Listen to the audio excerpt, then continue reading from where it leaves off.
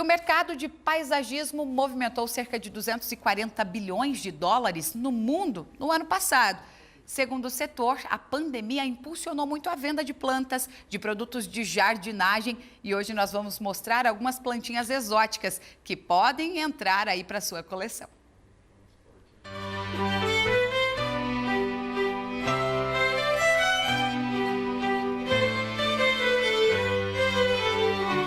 Elas são delicadas e vorazes.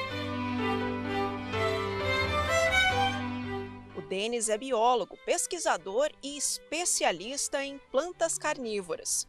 Ele mostra que cada espécie tem as chamadas armadilhas para atrair insetos. A armadilha ativa, que é o da Dioneia, aquela da boquinha, que fecha rápido. As semi-ativas, que é o da Drosera, que tem, por exemplo, aqueles tricominhas glandulares, aqueles pelinhos com colinha, onde o inseto gruda, morre envolto por uma melequinha, e depois a planta devagar, ao longo de horas, vai aumentando a superfície de absorção, enrolando a folha em volta da presa, para absorver mais nutriente dele. Essa é a armadilha semiativa.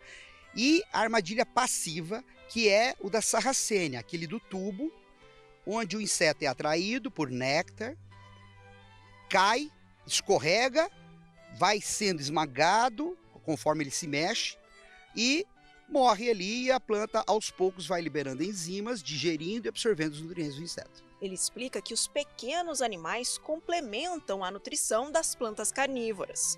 Essa questão de ser carnívoro para elas é uma situação definitiva, não é adaptável. Então, elas ficaram assim depois de milhares de anos de evolução.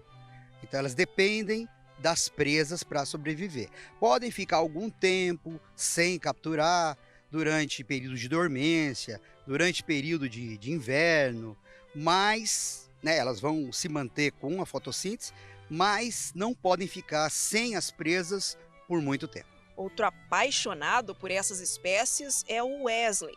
Ele mora em Ivaiporã, no norte do Paraná, e cultiva várias espécies. Basicamente eu cultivo plantas carnívoras porque elas são diferentes, né? São plantas que fazem algo anormal quando o assunto é planta, né?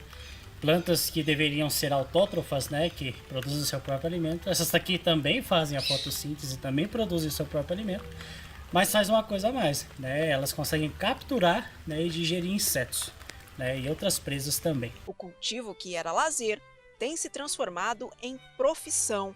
Assim como o Denis, Wesley também comercializa as plantas carnívoras, e elas têm feito cada vez mais sucesso. Essa daqui é um exemplo de Nepenthes graciliflora. Inclusive, geralmente é a primeira Nepenthes que a pessoa adquire quando entra no hobby, né?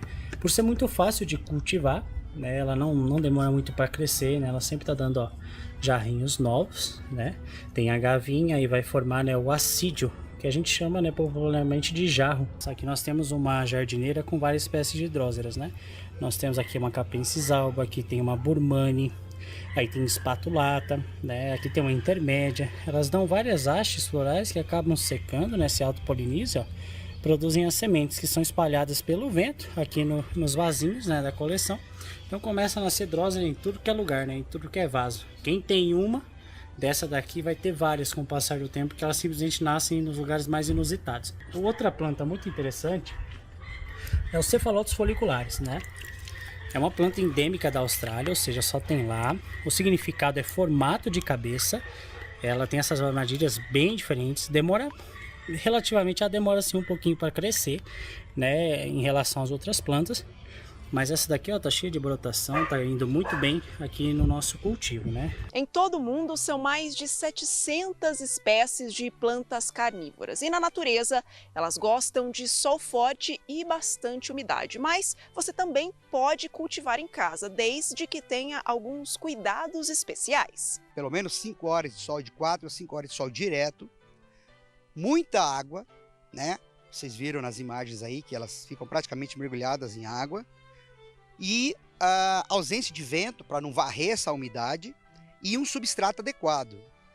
O substrato adequado seria uma mistura de musgo do gênero Sphagnum, areia e um pouco de matéria orgânica sem adubo. E tem que ter uns bichinhos para ela comer de vez em quando também.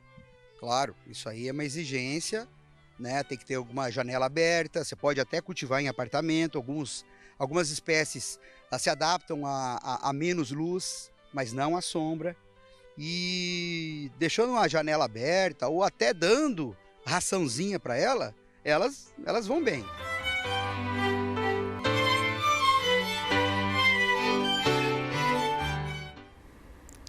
Já pensou você, minha amiga, meu amigo que gosta de planta, tem uma planta carnívora em casa? Lá em casa, por exemplo, eu tenho um apartamento, né? E aí é o apertamento, né? Então tem que ser tudo muito contido.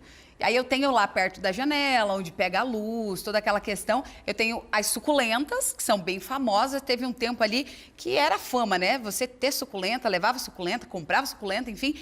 Tenho algumas e tenho também cactos, que daí é fácil de cuidar, não tem problema nenhum. Mas essa aí exige um cuidado um pouquinho maior, né? Mas é uma boa opção para a gente ter em casa também, né? Eu chamo novamente o Valdinei aqui no nosso BG, ele que traz recado de Umuprev.